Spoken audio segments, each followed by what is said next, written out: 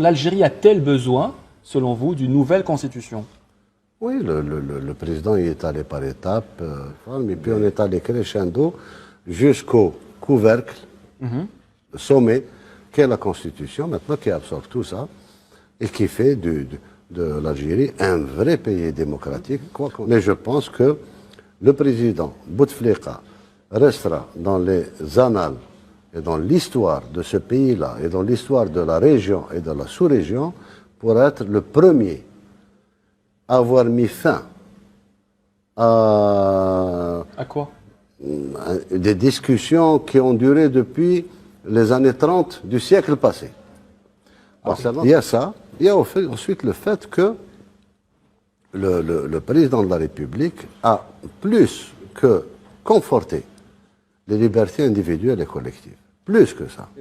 Personnellement, je ne pense pas que je puisse avoir une vision meilleure que celle du président de la République. L'Algérie a-t-elle besoin, selon vous, d'une nouvelle constitution? Oui, le président y est allé par étapes, mais puis on est allé crescendo jusqu'au couvercle, le sommet, qu'est la Constitution, maintenant qui absorbe tout ça, et qui fait de l'Algérie un vrai pays démocratique. Mais je pense que le président Bouteflika restera dans les annales et dans l'histoire de ce pays-là, et dans l'histoire de la région et de la sous-région, pour être le premier à avoir mis fin à quoi? Des discussions qui ont duré depuis les années 30 du siècle passé.